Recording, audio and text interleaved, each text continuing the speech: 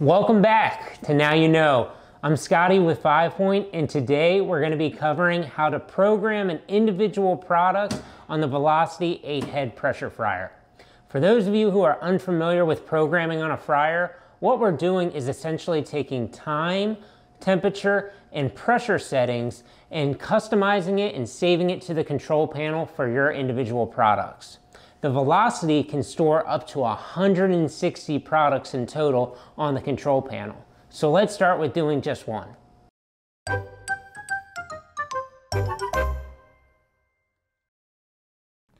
Alright, let's get going. In the bottom left of the control panel, hold the menu button for 3 seconds. Click the menu button one more time till option 4 programming appears and select option 4. Next, select option 1 products.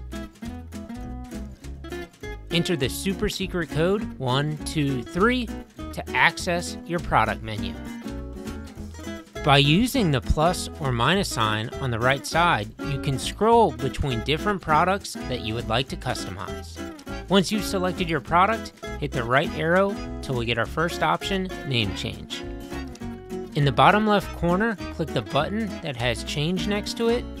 Then, on the right side, use the plus and minus buttons to change to the desired name of your product. Once your product's set, click the check button to lock it in place, and then use the right arrow to scroll right to link ID. Hit the bottom left button for change again, and this is simply an abbreviation that you want to show on the control panel to know which product this is. Once you've decided, go ahead and lock it in place by clicking the check button. Then click the right arrow to get to the juicy part of programming, our cook time. This is where you're going to adjust the time based on the food product you're cooking after testing to what you want the first step to cook towards. Once done, hit the right arrow till we get to temperature. This is the initial temperature we want to cook at. Once it's set, hit the right arrow again for our pressure setting. Because it's pressure frying, we're going to leave this option on for now, but with pressure frying, there's multi-stage cooking.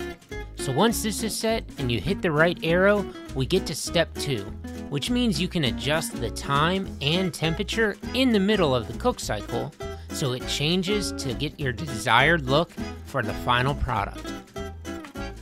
Adjust these settings the same way you did for step 1 to whatever you desire. And with pressure cooking, by turning off pressure, we're able to release it, which gives the final product a crispier coating. You can adjust these for step 3 if needed. Next, hit the right arrow for alarm 1. This is to alert the staff to stir, drop, or do anything before starting the cooking process. Hit that right arrow button again to get to the amazing load compensation.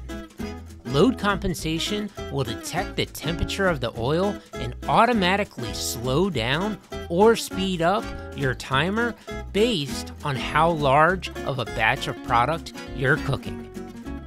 By default, we like to leave this at 10, but you can move it up or down based on how aggressive you want it to be.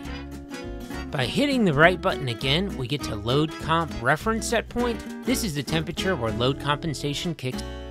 Hitting the right arrow again, we get to full heat, which is the amount of time heat is applied full force at the start of the cook cycle, before it goes into pulse control, or PC factor. This is the number of degrees below the set point during a cooking cycle to where heat is pulsed to avoid overshoot. Let's click that right arrow one more time, and we did it. We've programmed a product on the Velocity. To exit this menu, press the bottom left menu button again and simply click Exit Programming, and you're back to the main screen. And that's how it's done. So now you know how to program an individual product and assign it to a menu on your control panel for easy access at the push of a button. Make sure you tune in to our next episode where we take a deeper dive into knowing your control panel and let it tell us how it's doing in your kitchen operation. Make sure to like and subscribe so you never miss an update on our Now You Know series. And my name is Scotty. I'll catch you next time.